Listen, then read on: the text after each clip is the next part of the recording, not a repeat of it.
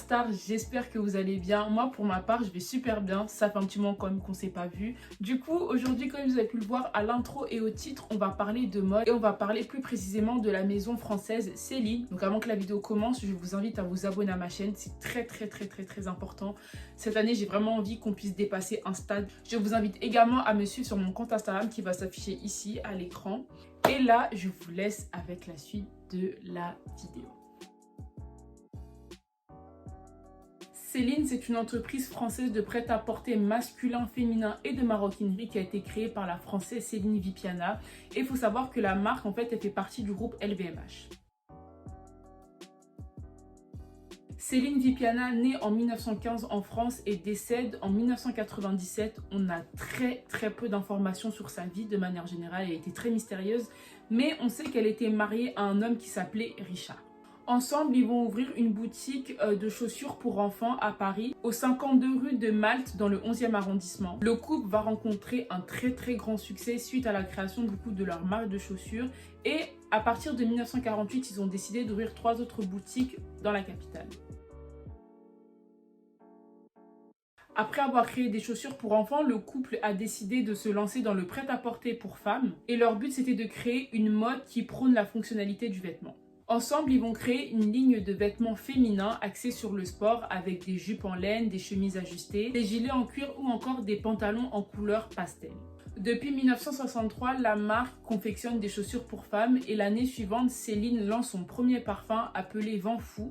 Et ce parfum-là, en fait, il était composé de notes de jasmin et de rose. En 1996, la marque française décide de se lancer dans la maroquinerie en créant des sacs, des gants et des ceintures spécialement pour femmes. Face à l'ampleur de leur succès, la marque veut gagner en notoriété et pour ce faire, elle décide de s'associer à un fabricant florentin pour la production de leur collection. Grâce à cette collaboration, Céline a pu se faire connaître au niveau international et cela aboutit à des ouvertures de boutiques à travers le monde entier dans des villes comme Hong Kong, Genève, Rome ou encore Monte-Carlo. Bien évidemment, un succès d'une telle envergure ne passe jamais inaperçu et c'est le milliardaire français Bernard Arnault qui décide de racheter la marque à son propre titre en 1987 et c'est de cette manière qu'en 1996, la maison Céline intégrera le groupe LVMH.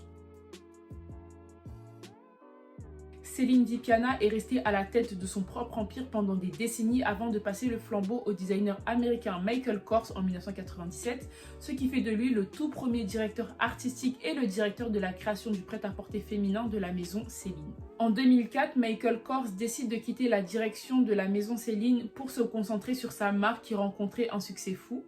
Il cède sa place à un designer italo-américain, Roberto Menichetti. Ce dernier ne va pas rencontrer un succès fou, il va dessiner que 2 collections pour la maison Céline qui seront très critiquées par les médias. En 2006, c'est la créatrice croate Ivana Omazic qui succède à Menichetti, mais elle aussi, elle ne rencontrera pas le succès attendu.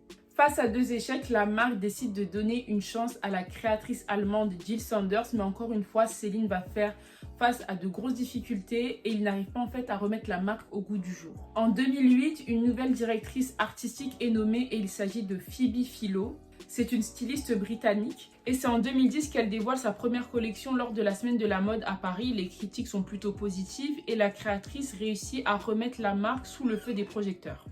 Phoebe Philo est parvenue à créer des pièces intemporelles et indispensables tout en gardant ce côté très élégant.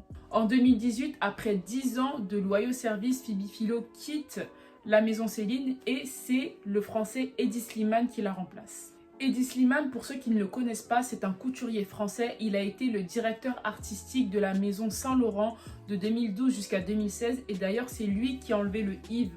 Et maintenant, on parle que de la maison Saint-Laurent, voilà. Et il a fait la même chose du coup avec le logo Céline parce qu'avant, il y avait l'accent et maintenant, il n'y est plus. Donc, dès son arrivée, il va opérer des changements quand même assez importants et il va également faire une grosse mise à jour au niveau des réseaux sociaux. Et tous ces changements, en fait, marquent le début d'une nouvelle ère de la marque française. Parmi les créations emblématiques de la maison Céline, on a le sac Luggage. Voilà, c'est un modèle qui a été créé en 2010.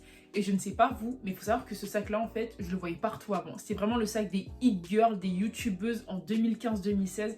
Elles avaient toutes ce sac-là. Et d'ailleurs, je me souviens que Gloria, elle avait fait un What's in my bag.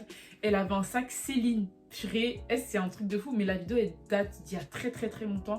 D'ailleurs, je ne sais même pas si elle est encore sur sa chaîne, mais waouh. Personnellement, je trouve que ce modèle-là, c'est un modèle intemporel. Voilà, à l'heure actuelle, on peut toujours le porter aussi parce qu'il est très mignon, il est très, vous voyez, pratique et tout. Enfin, c'est un petit sac de tous les jours. Voilà, moi personnellement, je le trouve super beau. Après, vous, je ne sais pas, mais dites-le moi en commentaire. Voilà. En 2019, la marque crée le sac Triumph Teen. Vous allez le voir à l'écran. C'est un modèle de sac qui est quand même assez moderne, qui est très joli. Et je trouve encore une fois que c'est une création intemporelle parce que c'est le genre de sac qu'on pourrait porter dans 30 ans en fait. Ensuite, la marque crée le Triumph Ava. Vous allez le voir à l'écran. Je ne sais pas vous, mais pour moi, la forme du sac me fait penser aux 2001 de chez Gucci. Alors, je trouve qu'il y a pas mal de similitudes au niveau de la forme et tout.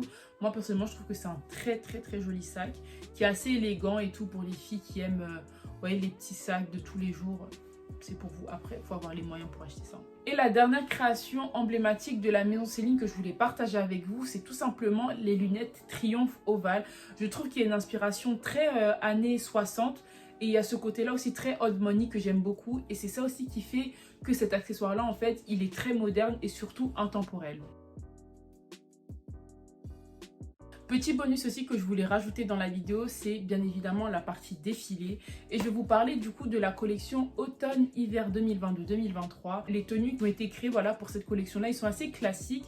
Et c'est des tenues, on va dire, de tous les jours. Mais il y a toujours cette touche-là d'élégance qu'on retrouve avec les sacs, avec les blazers, les jeans, les bottes, les lunettes, etc. C'est vraiment le style de la maison Céline. Du coup, voilà les superstars, c'est la fin de la vidéo. J'espère en tout cas qu'elle vous aura plu. Moi, ça m'a fait trop plaisir de vous retrouver, de vous revoir, de filmer et tout. Ça m'a fait trop du bien. Donc là, bien évidemment, n'oubliez pas de vous abonner, c'est très important. Vous connaissez déjà la chanson, prenez soin de vous, prenez soin de vos proches, aimez-vous parce que c'est très important. Et du coup, on se retrouve à très vite pour une prochaine vidéo. Peace.